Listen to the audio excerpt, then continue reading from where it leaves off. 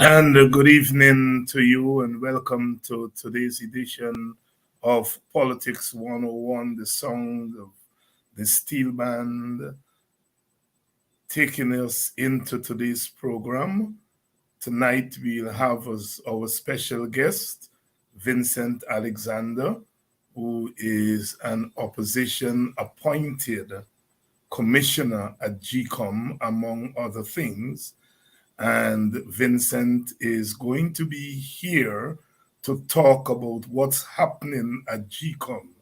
As you know, the opposition some days ago moved to the court challenging the authority of the Minister of Local Government to um, fiddle fiddle with the districts for the local government election.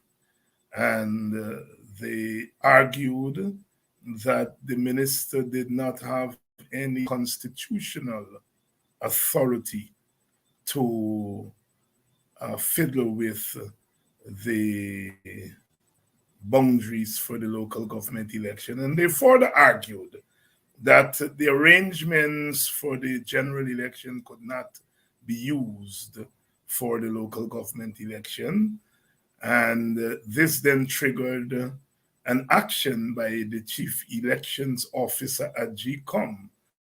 He, according to reports, went to the commission and asked the commission um, ostensibly to stay the election while the charges made by the opposition are being worked out. The commission then deliberated, and the chairman of the commission determined that the minister was not acting constitutionally.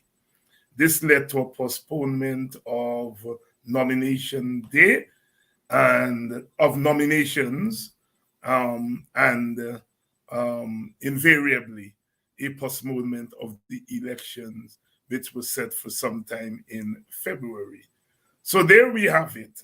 Since then, GECOM has been trying to work out new arrangements in face of the court challenge by the opposition.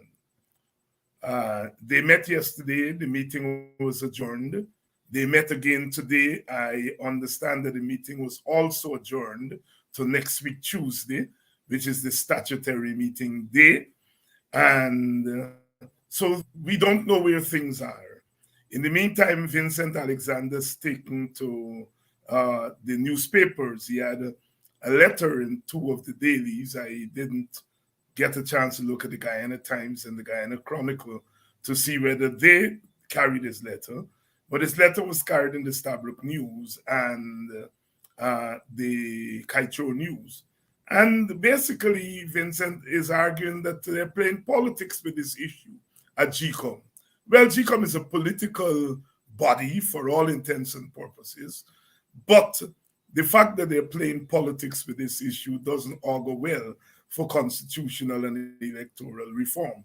Vincent is going to be here tonight to talk us through what has transpired these last couple of weeks at GECOM and what is expected in the coming days and weeks. Welcome to Politics 101. David Hines here, of course, on a Wednesday night, coming to you from Guyana. It's the Christmas season here, as it is in all countries around the world. Guyana, of course, is very big on Christmas. I have said here that it's more than just a religious holiday. It's cultural, and of course, in recent times, it has become very commercial. Lots of buying and all of that stuff and so forth. But it's Christmas time, and when it's Christmas time in Guyana, it's also rain. So the rain has been falling on and off and on. Of course, when you add our traditional rainy season to the global warming, then you have the kind of crazy weather that you have. But home is home. Guyana is Guyana, uh, and we've gone through a lot more than rain.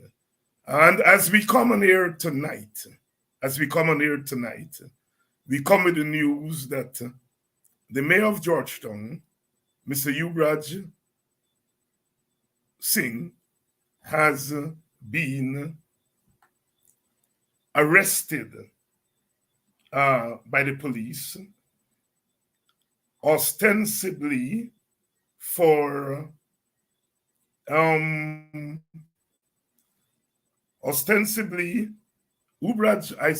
Singh, I'm sorry, Ubraj Narain, was arrested by the police ostensibly for racial incitement. We have to go back a little to give some context. The mayor took offense to the Ministry of Works attempting to remove vendors from in front of the hospital, the public hospital in Georgetown. And he laid on the road to prevent the demolition vehicles from leaving. Eventually, the demolition of the stands of the vendors was called off. The mayor then questioned why the racial or the difference in treatment of citizens. Why is it different for different races? And he questioned whether, in fact, Guyana was becoming a Muslim state and some other things he's reported to have said. But he was basically questioning what all sane Guyanese, all right-minded Guyanese, all fair Guyanese should be asking. Why the difference in treatment for people of different ethnic groups?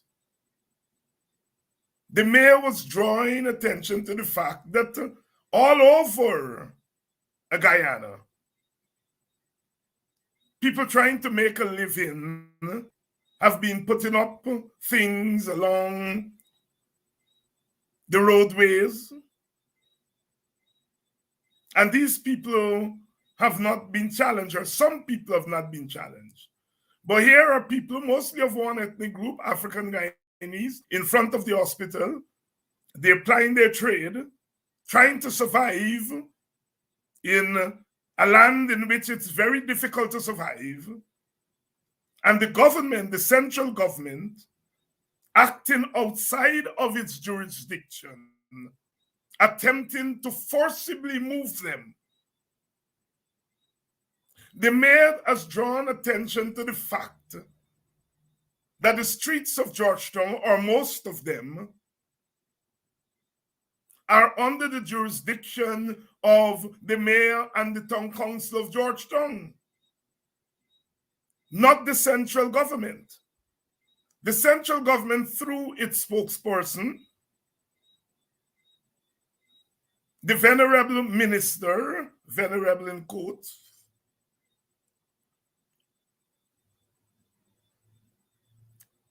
Minister One Edgil, agrees that the central government does not have jurisdiction over Newmarket streets and other streets in Georgetown. But he argues the central government has responsibility for law and order.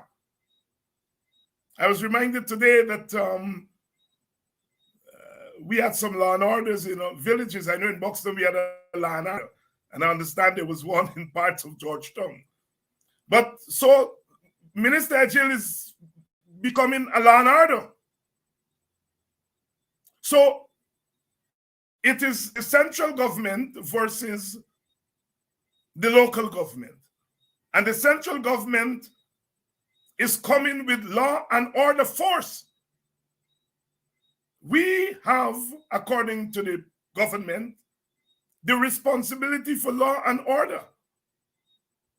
Well, people selling in front of the hospital, providing obviously a needed service, trying to make a living. They're not there committing crimes. They're not there skylarking. They're not there liming. They're there trying to make a living, the right to life. And the government feels that it has to use its authority, that is to use the force at its disposal to remove them. That's the one Guyana that you're talking about. The one Guyana that does not include those vendors. They're not part of Ali's one Guyana because he's trying to deny them a living. And the mayor stood up for what is right, stood up for justice. He threw himself on the ground and prevented them from removing poor people from making a living. In this oil-rich Guyana, we have the spectacle of the government trying to remove the stands of poor people who are trying to make a living. The mayor stood up for justice, stood up for those vendors. And he's asking, is this Guyana a racially equitable place? Are all ethnic groups being treated with the same kind of dignity? The mayor is asking, I have asked, we have asked, ordinary Guyanese have asked, foreign observers have asked.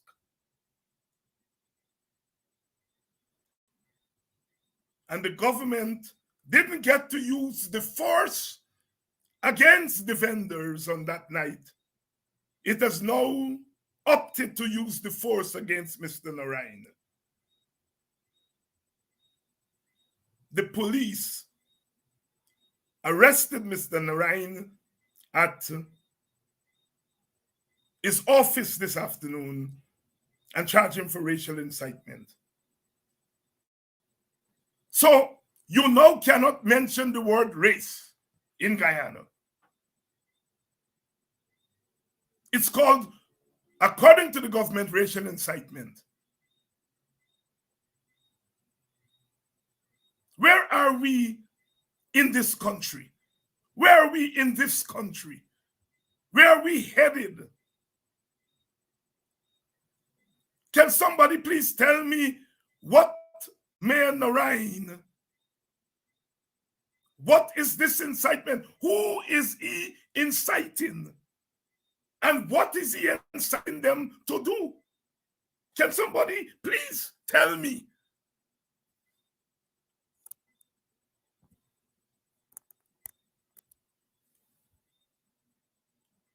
Who is Mayor Narayan inciting when he questions whether all ethnic groups in this country are treated fairly? And what is he inciting them to do?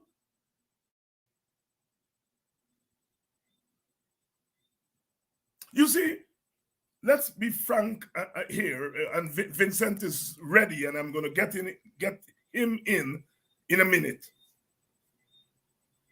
Those of us of African Guyanese heritage who have questioned the way in which African Guyanese have been mistreated by the government. They've called us all kinds of names. They've threatened to lock us up and all kinds of things.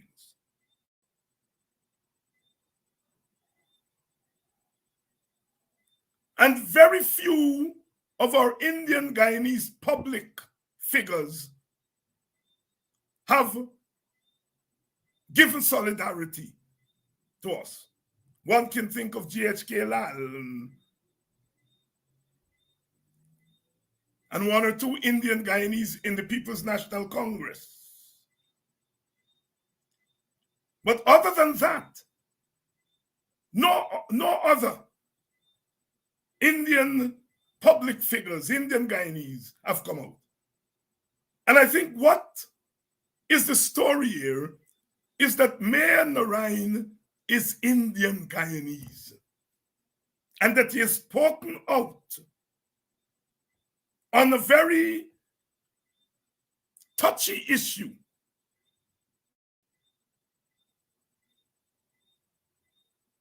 As far as the government is concerned, and they've moved against him. Well, we have to give solidarity to the mayor. We have to give solidarity to the mayor because he's standing up for justice. But in another way, he's standing up for African Guyanese dignity. When the vast majority of Indian public voices have either been silent or have been in open collusion with those who are presiding over what we see and what we are presenting data now to prove as racial discrimination against minorities, against some ethnic group. They say we are all now minorities, but against some ethnic group, especially against African Guyanese.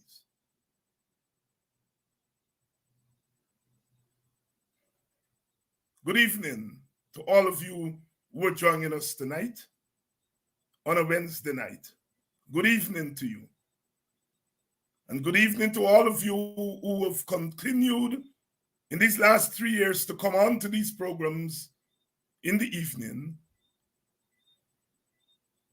Come on here, come on to show your solidarity, hands across the water, from North America to Europe, to the Caribbean, to Guyana, to Africa.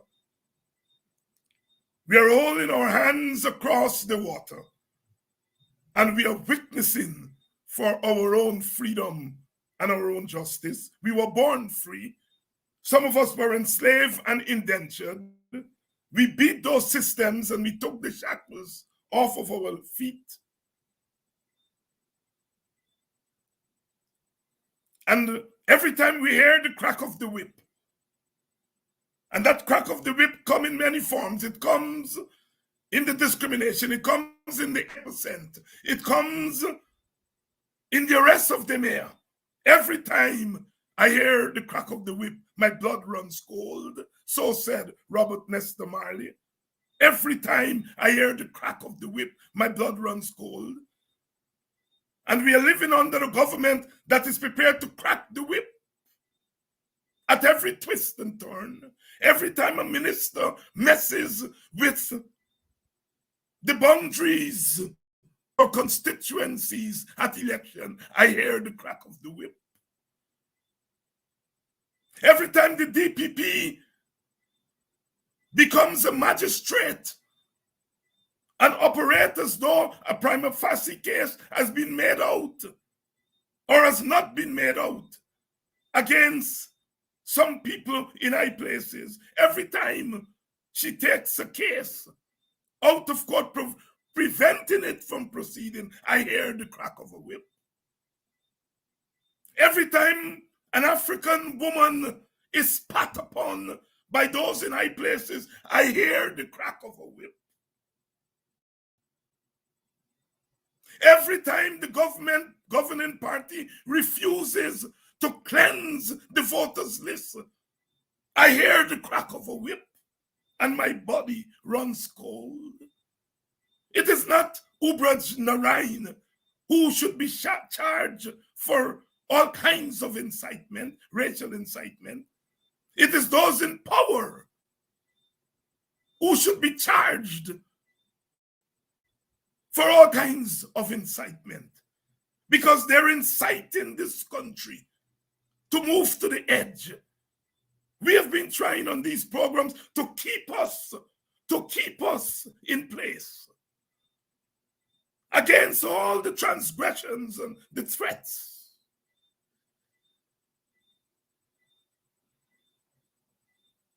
Guyana, to use the words of the late George Lamin, is a dangerous place.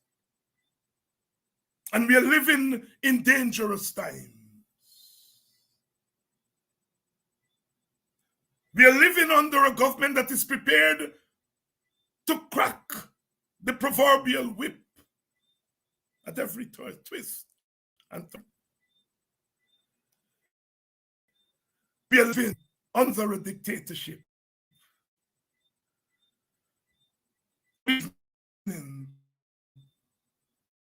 To all, and welcome to Politics 101. There is never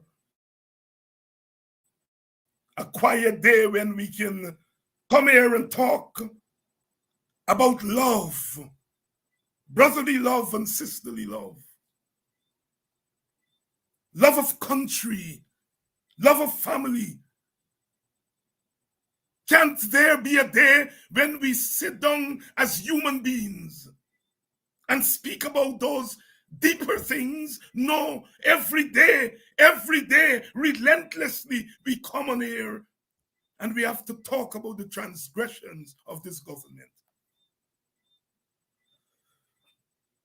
Are we depanam? Are we depanam? If we were thinking that we could settle down and have a quiet Christmas, we have to think again. They say in that old village song I was quoting there from, Turn Back Yat Man. Are we depanam? Are we depanam? Welcome to Politics 101. Tonight is Vincent Alexander, and I think Vincent is ready. And we are going to bring in him now to talk about what's happening at GECOM. But Vincent, good evening. Good evening. We're not seeing you on video.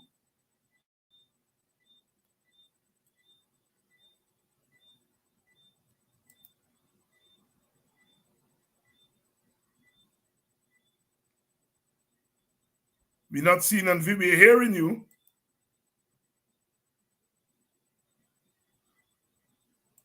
I think there is some problems there with Mr. Alexander. I think he's going to sort that out, and then we'll have him in. He's saying his device is not connected. I think he has to sort that out there. You have to sort it out. Good evening to all of you, Mr. White, Vibert from the East Bank of Demerara. Good evening to you. Good evening to you, Franklin. Verlin, good evening. And good evening to all of you. Good evening to you, Mr. David. And I want to thank a couple of people who have made their contributions there to Politics 101 in the last 24 hours. I want to thank Yuri. I want to thank Brentnell. I want to thank Neville for making their contribution to our fundraising drive at our end of year fundraising drive, which we kicked off last week. And some of you have made your contribution. We want to say thanks. Those of you who have not yet made your contribution, please do so. Let's see if we have no um Mr. Alexander. Here he is. Here he is. Here he is. Here he is. You know, you get in this business when you hear sound and you see video, you say yeah, yeah, yeah, yeah, yeah. Good evening. Good evening. Good evening. Let's talk. The last time you were here, I think it was 2 or 3 weeks ago, um, and we were talking about what was beginning to transpire there. I think it was just at the time that the opposition had moved to the courts, challenging the minister's authority to demarcate boundaries in the constituencies for the election, the local government No, election, that is and not what also, yeah, go ahead. that is not what they had gone to the court for. They had All gone right, to go the ahead. court challenging the preparation of the list. The preparation of the list. Yes, that's and fill us in on that preparation of the list. What are they really challenging? We are into a local government election cycle. Local government, unlike national elections, after the judgment of the Chief Justice, still requires the electorate, the voter, to be resident in the local area. It means the voter must be resident in the constituency of the local government area to be able to vote in that constituency. It therefore means that when you are preparing the list, you have to provide for the electorate be able to object to someone whose name appears on a list for a constituency in which the person does not live.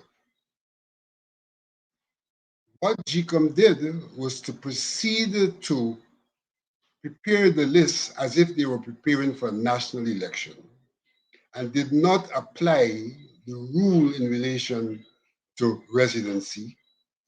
And therefore, what would have happened is that thousands of persons who were moved from one area to the other, given the opportunity to have houses in new places, would remain on a list and be able to vote in a place where they're not resident. And similarly, somebody who is not resident would be able to be nominated to become a councillor in a place where he or she is not resident. These elections are about representation. And the question is, how could you allow someone who is not resident in a particular area to become the representative of the people of that particular area? And the law clearly does not provide for such persons to become representatives. But if you don't do claims and objections based on the constituency and the local government area, and in that process make it clear that you can object if the person is not resident, then in fact you're flying in the face of the law and in the face of the intent for the voters to vote for their representatives because they live in that area, and for the representatives to represent those voters because the representative too comes from that particular area. That is what was not been done. And for over 2 months, Commissioner Corbyn sought to identify that parliament he ignored. The commissioners nominated by the government went public to say he was delaying the process. That led to the APNU AFC going to the court to get a ruling on this matter. The weekend after they had moved to the court, the CEO said that, in his words, he likes to be responsive because democracy is about being responsive.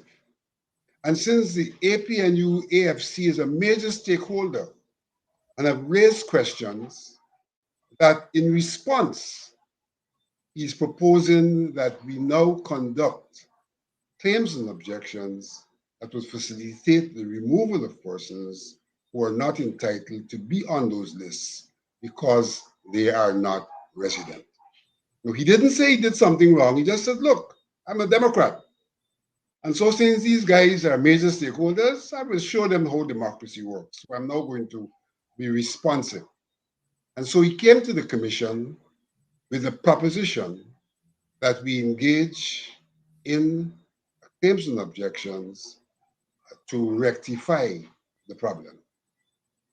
And that led to a situation where we engaged in discussions and eventually a proposition by him as to how we can go about rectifying the situation. In that process, because of the time that passed, we had to cancel the date for nominations, and that date today is still not yet fixed to allow for the rectification of the problem.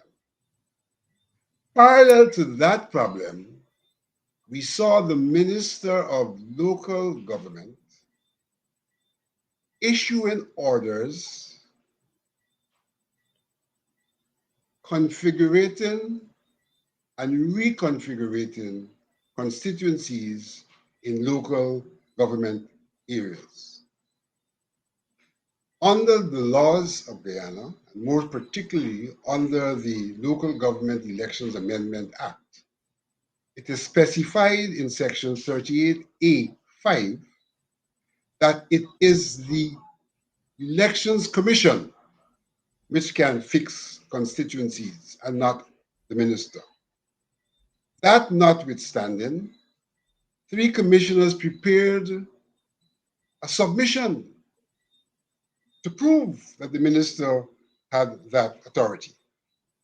The preparation of that submission led to an oral intervention, which they asked to be documented and circulated, showing otherwise. That was done, and it was then left to the chairperson to make a determination. The chairperson determined that indeed the minister did not have the authority, but went on to say that there was no real problem because she had no knowledge that the minister had exercised authority which he did not have, in a very convoluted press release. And I want to read that press release, so because the whole nation was confused by that press release. And the paragraph I want to read reads as follows. Addressing some existing concerns regarding the recently gazetted orders of the minister, in which he made changes to the existing local government areas. Make note of that. He made changes to the existing local government areas. And at the same time, may have identified, make a note of that, not made changes, may have identified changes to those constituencies within the local government areas. The chairman pointed out that those changes, remember, she said he made changes and he may have made changes, and now she's saying that those changes made to the boundaries of the local authority areas and any changes to electoral divisions within those local authorities areas are within the legal authority of the minister. So she suggested he may have made changes to constituencies. And the way the paragraph is constructed, many readers came to the conclusion she was saying that if those changes which he may have made were made, that he had the authority to do so. However, in the latter paragraph, she emphasized that if the ministers sought to form or change the configuration of constituencies within those areas, he would have usurped the power granted to the Commission to combine and subdivide electoral divisions to form constituencies. If such were the case, the minister would have acted outside of his legal remit. Now, she is saying this on the 9th of December. But we have, on the 20th of October, a gazetted order entitled Order Number 40 of 2022, the Local Authorities Elections Constituencies Order 2022. And we also have the 15th of November, and remember she's making this comment on the 9th of December. The 15th of November, Order Number 50 of 2022, the Local Authorities Elections Constituencies Amendments Order of 2022. And in that order,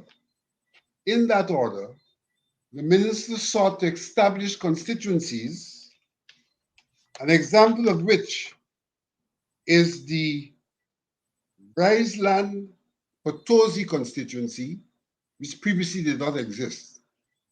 Yet, although this has occurred on the 20th of October and the 15th of November, on the 9th of December, she is saying he may have identified changes. Well, in fact, he would have already made changes.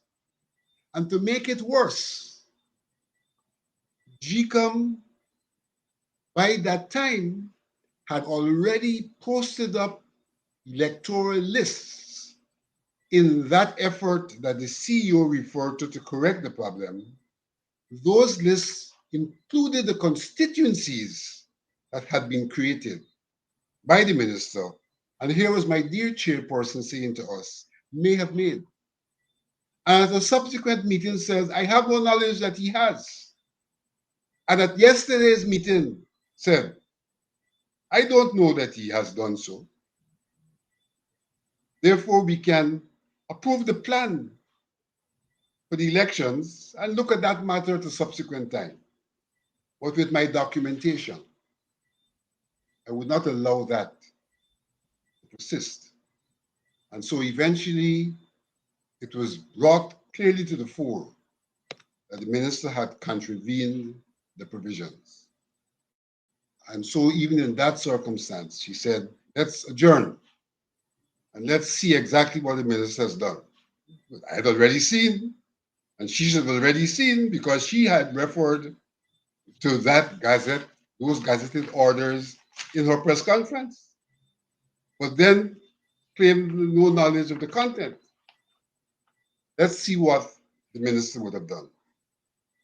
And reiterated that he had no authority to demarcate constituencies.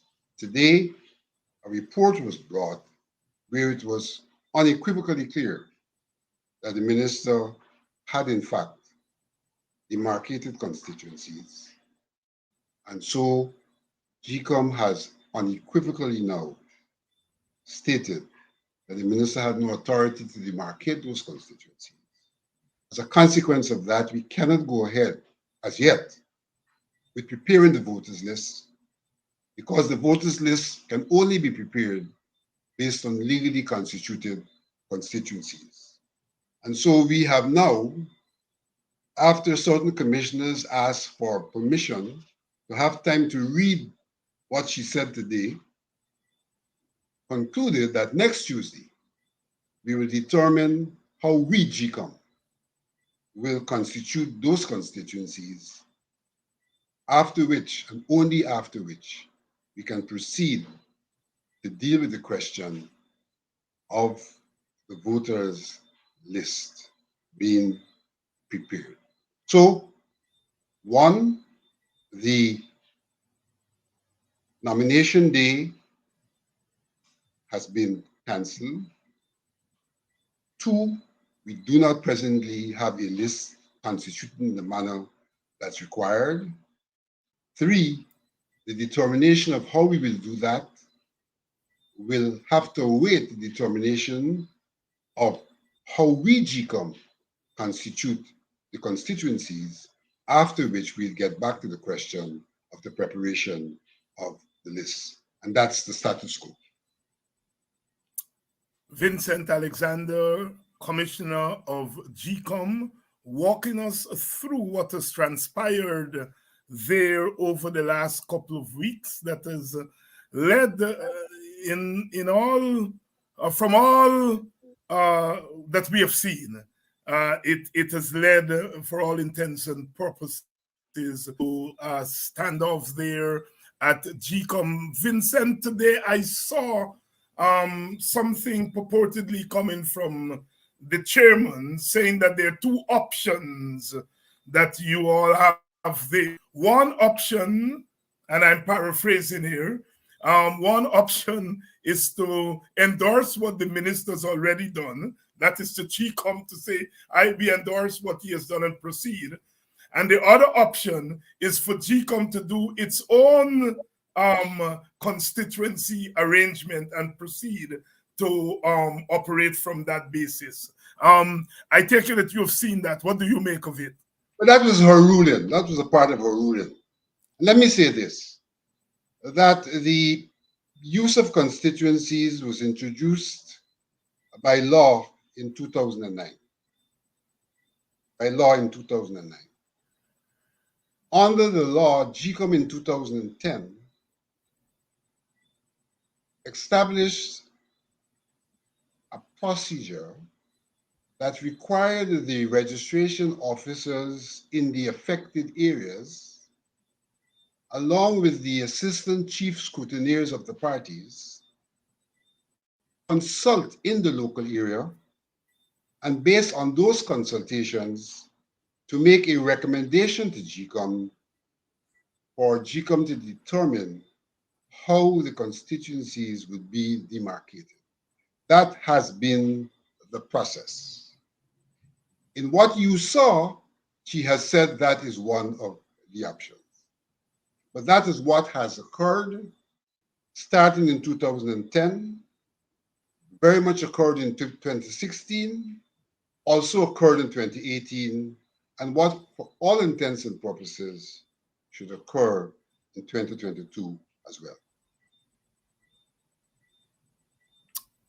Putting it starkly there, Vincent Alexander. Welcome to those of you who have just joined us. We are discussing the developments at GECOM around the local government election. As most of you would know, because we have been covering this story on all the new media programs, you would know that the nominations day for the election has been cancelled. And so the election in that earlier arrangement was to have been held in February, for all intents and purposes, in March, sorry. March that 13th. election, March 13th, that election, quite a day. March 13th is the day of the Grenada Revolution in 1979. And that's a date that is etched in the minds of some of us. So there is this standoff now at GECOM, because it seems as though the three PPP nominated commissioners are hell-bent on pushing forward with the previous arrangement.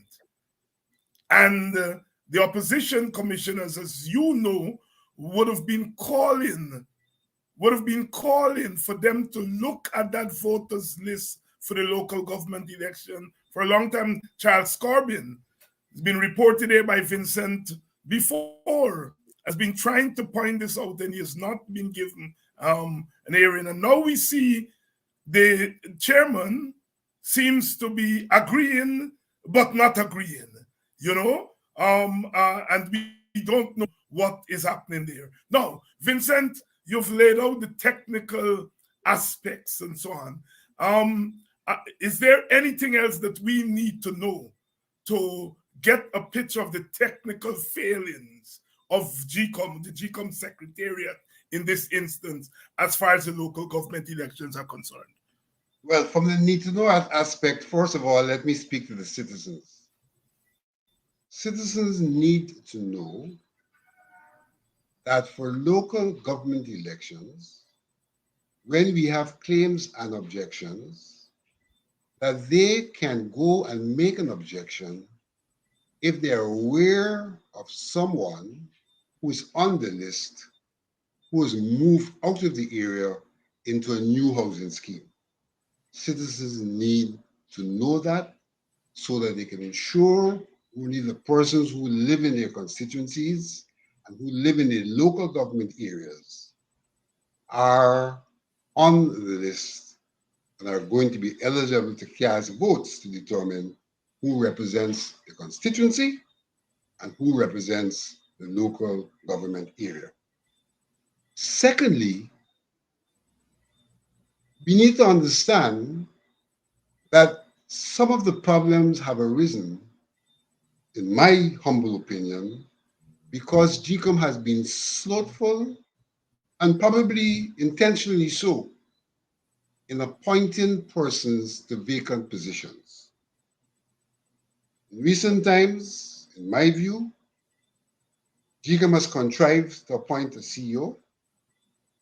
I was of the impression, of the view when he was appointed, that he was not eligible because he did not have the required years of experience as a deputy CEO. They contrived, he was appointed. They subsequently contrived to appoint the ACEO.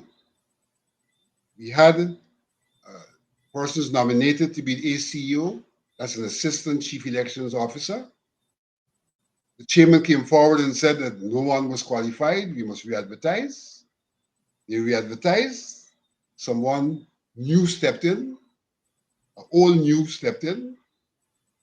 But from the list of the persons whom she said no one was eligible, 4 persons continued to be eligible and may have been interviewed, but now they were being interviewed along with someone who had not previously applied. And they then appointed that person who is well past the age of retirement on the grounds the person has experience.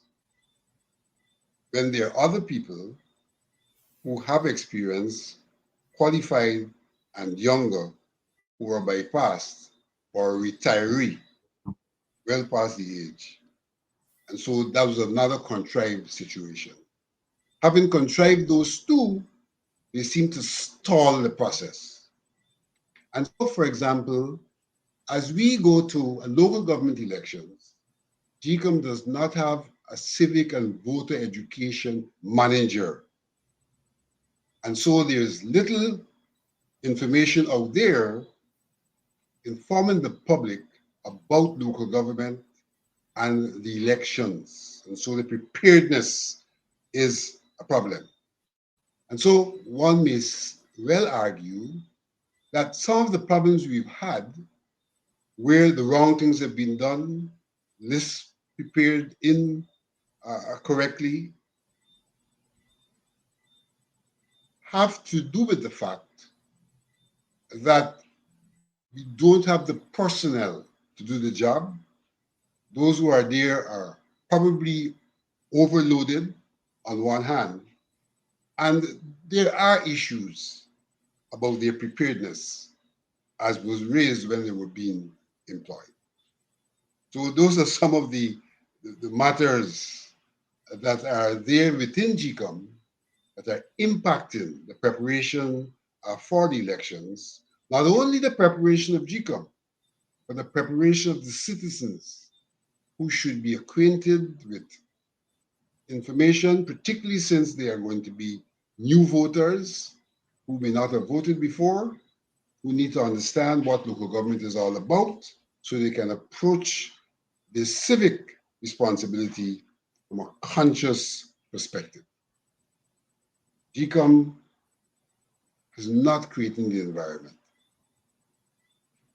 for GECOM itself to carry out its mandate to produce an election where the citizens are able to express their views about the candidates from an informed perspective.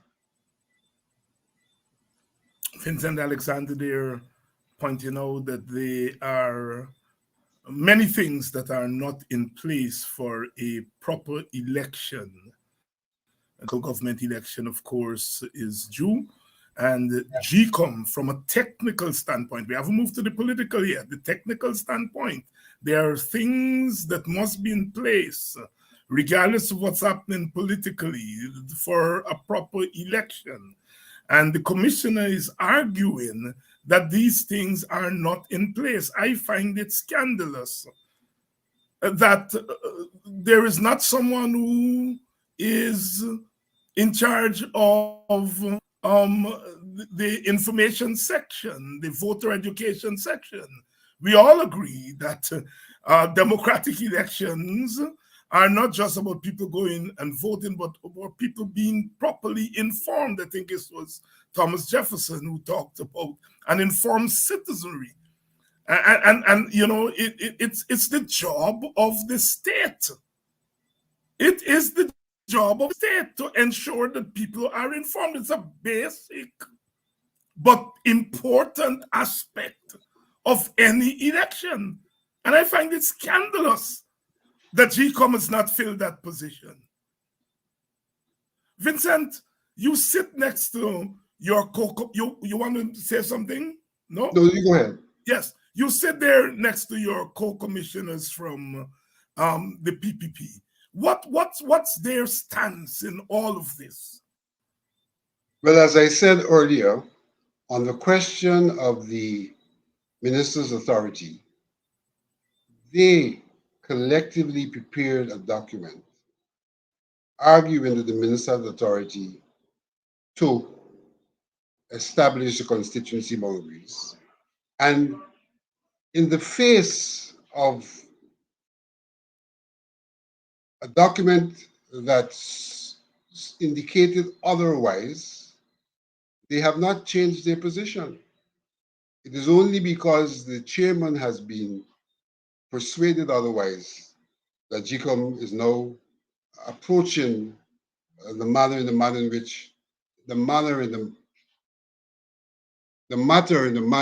in which it should be approached. They have retained the position that the minister has the authority. And, you know, it's amazing that you can have legal officers who deal with the law in that way.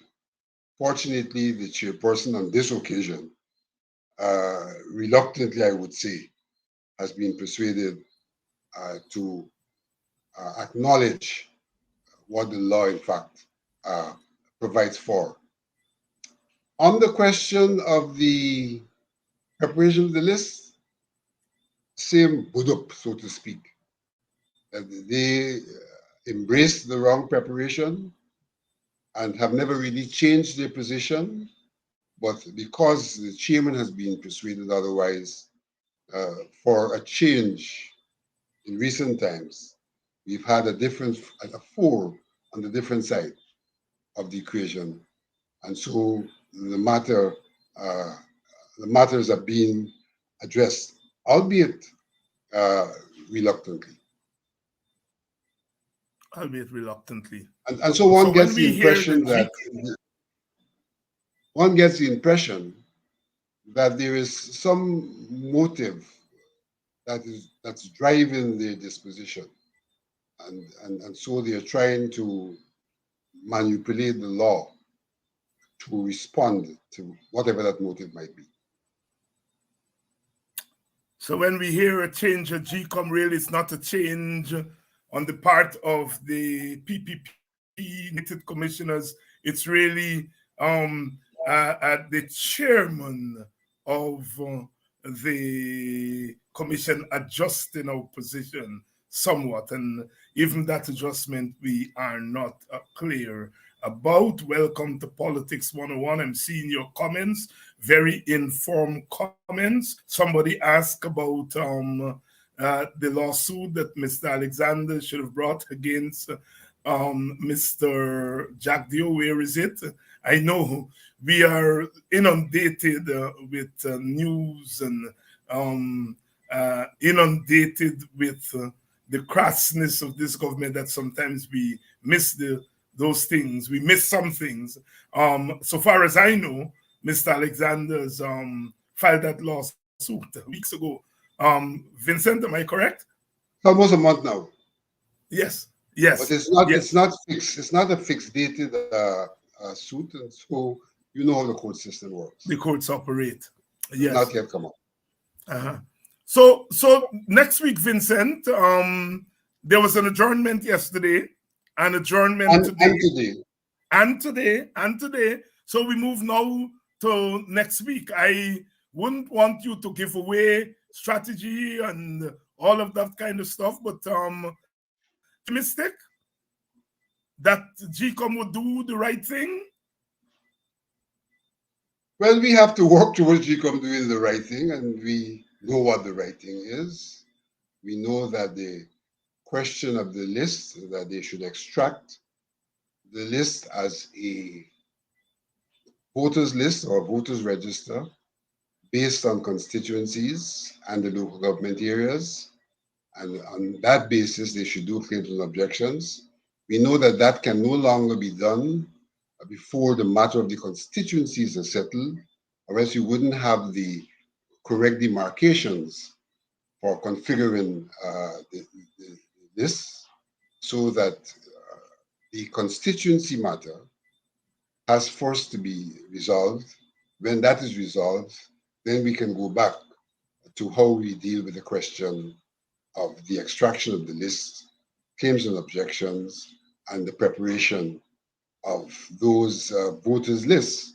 And you know what's interesting? People don't realize what's happening here. Local government elections is not one election. Mm-hmm.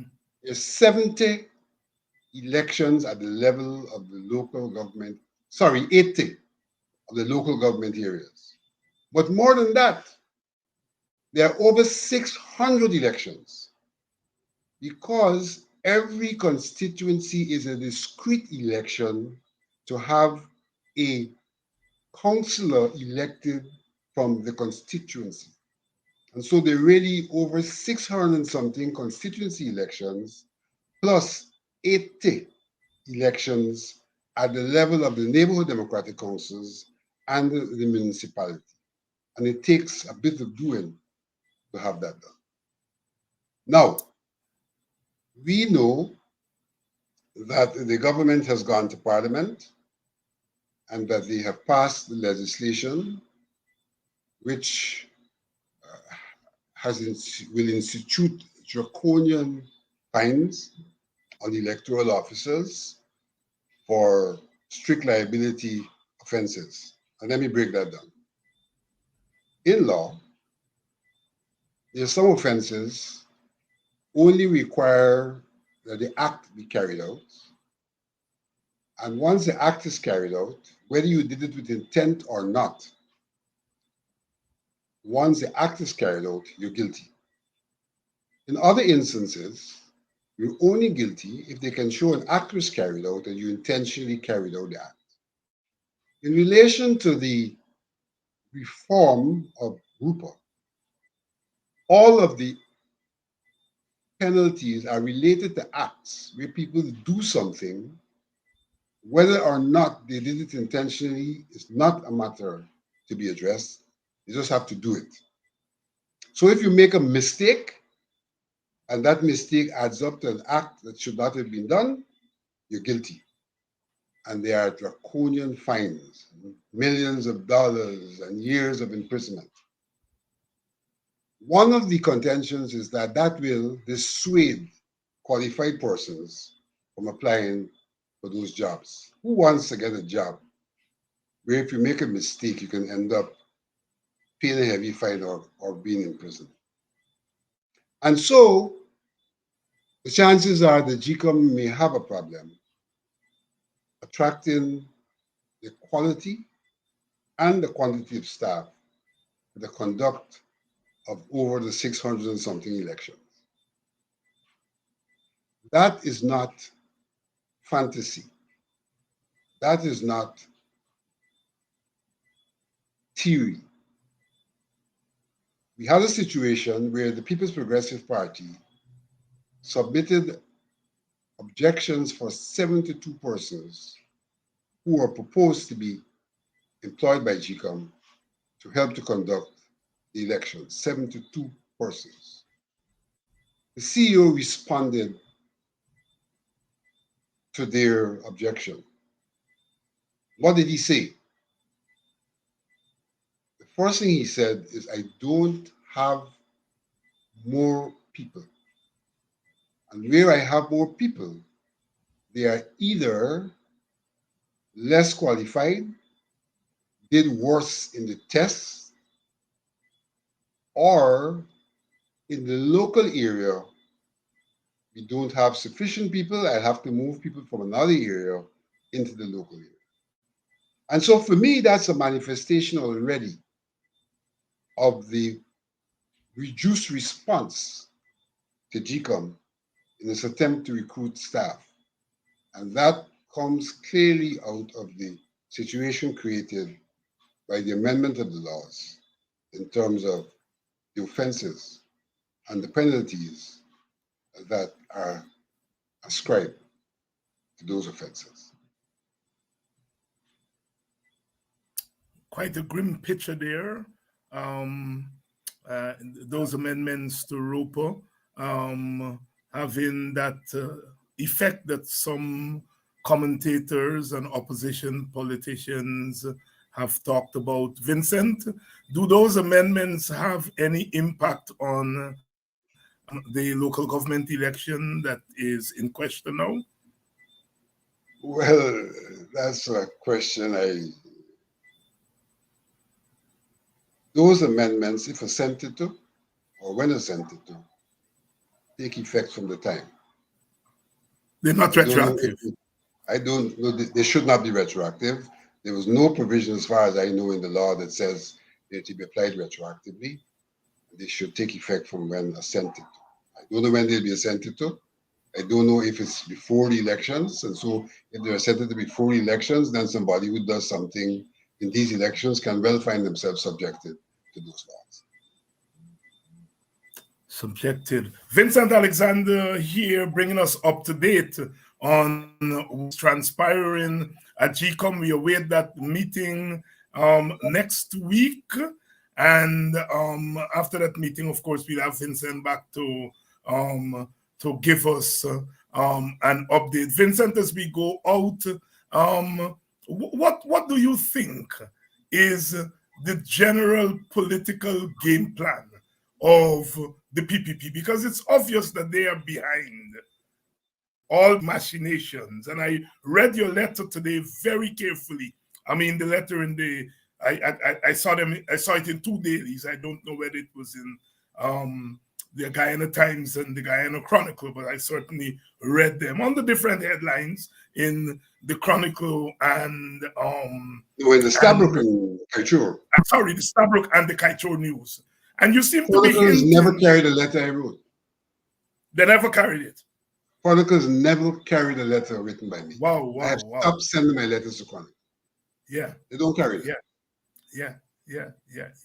You seem to be hinting in that letter today that there's some political machinations at work. Well, am I wrong in concluding that? When you talk about constituencies being configured, it provides for the possibility of boundary gerrymandering. It's a known thing that boundaries can be gerrymandered in a manner to create enclaves that are favorable to a particular party and therefore to influence the outcome of the elections, particularly in situations where you have first past the post. And our constituencies are first past the post. So the way in which you manipulate those boundaries can impact the results of the elections. And therefore, somebody who is in charge of those boundaries can well show favor to one or the other political party. And so one of the points I made, I think, in the letter or in my submission to GECOM is that it is not a best practice for an interesting party to be responsible for establishing boundaries. If you go to Trinidad and Tobago, you will see that the Electoral Commission has that responsibility. If you go to Jamaica, you'll see the same, all over the world. The same applies in Guyana under our laws, the local government election constituencies. But yet, from a legal perspective, and more ridiculously, from a moral perspective, commissioners were contending that the minister, who's an interesting party in local government, should be the one to establish the boundaries of our constituencies. And I dare say that this minister seems to have a penchant for usurping the authority of others. Because, as I mentioned on the previous occasion, the same minister has on 2 occasions gone public to say that local authorities cannot raise the rates in relation to taxing rates. When, if one checks the amendments in 2013, I think it was, and prior to 2013, of the Municipal and District Councils Act and the Local Authorities Act, one could see that the provisions for the minister to approve the estimates of those authorities have been removed, and that the specific responsibility for rates reside with the authorities. And therefore, the minister cannot tell them they can't change the rates. Certainly, they can't change the valuation because that authority still resides with the valuation department. But the rates are within the purview of the authorities. But we have a minister, the same one who wants to establish constituency boundaries, telling our local authorities that they cannot raise the rates. And in similar manner, another minister usurping the authority of the municipality in relation to who controls municipal streets and the adjoining parapets to those streets. In point in case, the situation in Newmarket Street. It's not a declared public road, and so the minister does not have authority. The authority resides in the city council. Whatever you feel about the encumbrance, as it is referred to, if you are running a country based on the rule of law, then there has to be a different approach to the resolution of that matter other than the breach of the law. Breach of the law. And I don't think anywhere in our constitution has a supremacy clause, as the minister seemed to be hinting. But he's arguing for order over law and order, as he says it, over survival, because people out there are surviving. No, but what he's arguing for is disorder to correct what he sees as disorder. There you go. There you go. There you go. There you go. Putting it starkly there, Vincent Alexander. I suppose it's a mathematical equation he's getting involved in. In maths, 2 minuses could make a plus. Exactly. Exactly. Vincent, thank you very much for coming on tonight and to give us some updates and insights and analysis into what's happening at GECOM. It's the pulse of where our country is coming out of the 2020, whatever you describe those months as. GECOM is pivotal going forward. Thank you, Vincent. Thank you very Thank much. you very much. Responsibility is mine. And tomorrow night, we are going to be covering the issue of the removal of those vendors, or the attempt to remove vendors from in front of the hospital, and the mayor's action, and the government bad-minded response to the mayor to arrest him today. We're going to try very hard to see if we get the mayor to come on tomorrow evening. But even if he's not able to come on to Politics 101, we will have a panel to discuss that development. I end with the same question. Who are they claiming that the mayor is inciting? And what is he inciting them to do? Where is the racial incitement if the mayor is asking? He's asking, are we being fair in Guyana? He's asking why different treatment for different groups in the society. And he was charged. Guyanese. I know it's Christmas, but we can't let this go. We can't, it's taking it too far. What next? What next? Using the word race will get you arrested?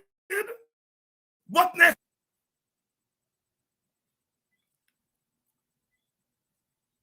Please, we got to keep watch. But we have to do more than keep watch. We have to agitate. And this program and other programs are at the forefront of doing that. Please, our end of the year fundraising drive is on. Please, if you will, make a contribution to our program to ensure that we continue to do the work that we are doing. The particulars are on the screen. Please make your contribution to our end of the year fundraising drive as we seek to expand Politics 101 as we move in to the new year. Tomorrow night, we are going to deal with Ubraj Narayan's arrest, the mayor. And I put it starkly. I think they went after him because he's Indian Guyanese. And we can't allow that brother to be hounded by these hounds. We've got to stand by him because he's standing by us. Tomorrow night, we'll talk more about that. Please make your contribution to keep our program alive. And as we sign out tonight, every time, Brother Bob says, every time I hear the crack of the whip, my blood runs cold. These people figure that they are the new time masters. Eric Williams said, Master, they're done.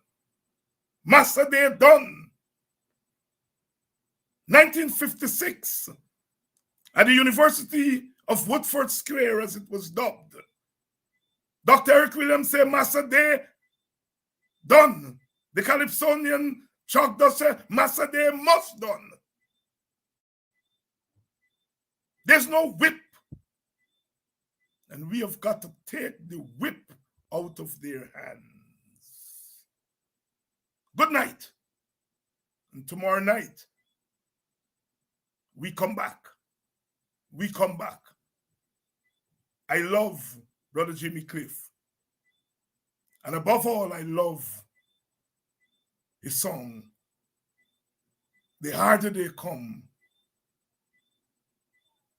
the harder they fall. The harder they come, the harder they fall. We've got to stand firm. We cannot turn our backs now. We can't turn back now. We've come far. and they're prepared to use whatever power at their disposal. And what we have at our disposal is people's power.